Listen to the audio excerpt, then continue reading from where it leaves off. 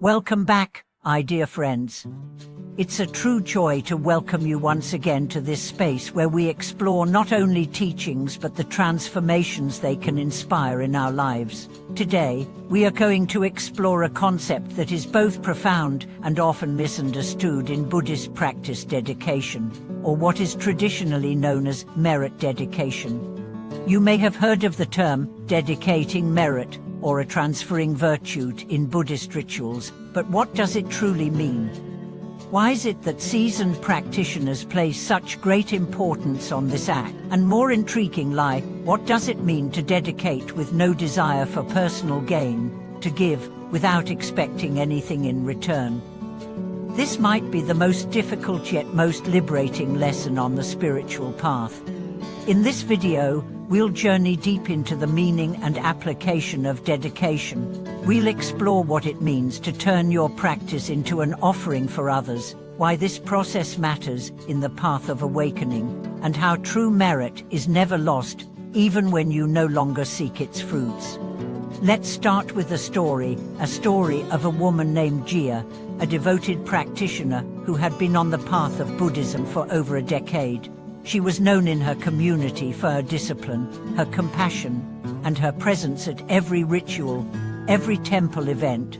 Whether it was cleaning the shrine, offering incense, or participating in chanting ceremonies, Jia was always there. And yet, she struggled. Quietly, within her own heart, she often wondered why her life remained full of suffering. Her health was failing, her family distant, and despite her years of effort, peace felt elusive. One evening, after a long meditation session, she approached her teacher with tears in her eyes. "I have done so much," she said. "I have prayed, served, offered, and practiced. But I feel no closer to peace than when I began." Why? Her teacher, a serene old monk named Venerable Dorzi, looked at her gently and said, "You've given much, that is true. But whom have you given it to?" Jia was confused. "To the Buddha, to the Sangha, to the community," she replied. The monk nodded. "And what have you hoped to receive?" She hesitated. "Health, safety, a better life, perhaps the peace." "Then your giving was not true dedication," he said. "It was a trade." This was the turning point in Jia's understanding. She had been treating her merits, her good deeds, her offerings, her prayers as currency. In her mind, the more she did, the more she would be rewarded. But what Venerable Dorzi was pointing her to was a deeper truth. Real merit is born when you let go of the result. When you do good, not because you expect a return, but because it is your nature to do good. This, he explained, is the foundation of true dedication. In Buddhist teachings, dedication is the act of offering the merit generated from one's spiritual activities to all sentient beings. It's saying, "May this benefit not stop with me.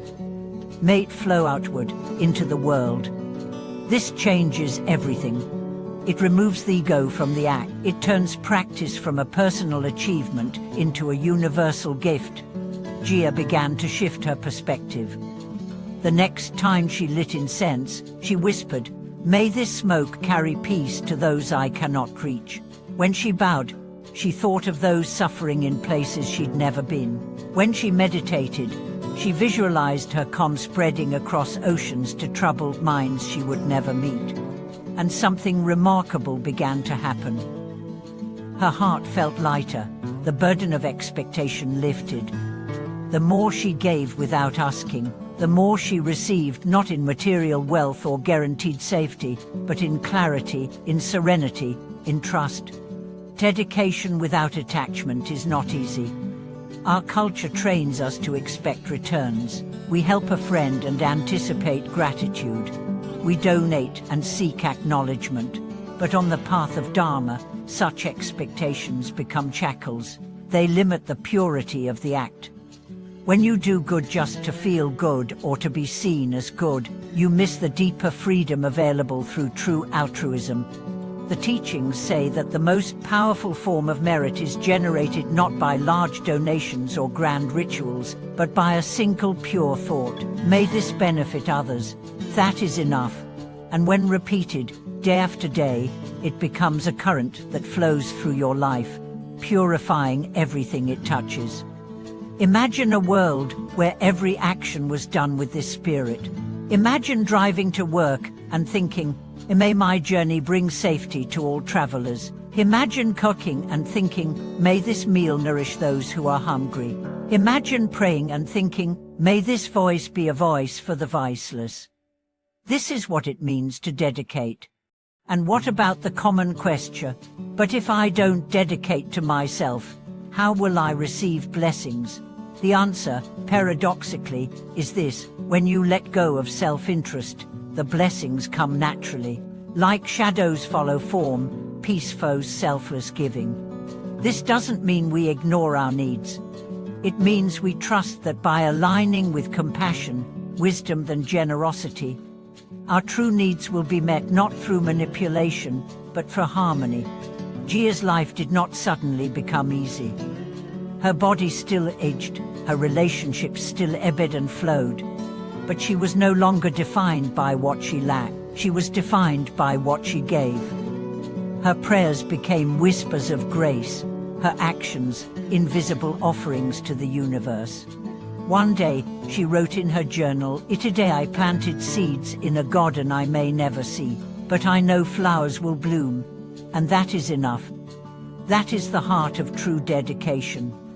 So how can you begin to practice this in your own life? Start small. At the end of each meditation, dedicate it. May this stillness benefit all beings. After every act of kindness, whisper, may this ripple outward. Before you go to sleep, reflect, whatever good I've done today, may it relieve someone's suffering somewhere. Do this not as a ritual, but as a habit of the heart. Let it be the way you live, not just the way you pray. And when you feel doubt, when you wonder if your giving matters, remember this: the universe responds not to size, but to sincerity. A single act of pure giving can shift unseen currents.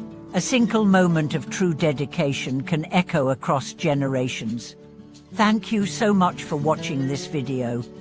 If you've ever experienced the liberation of giving without expectation, I invite you to share your story in the comments below. Let's remind each other that the heart has infinite capacity when freed from the need to receive.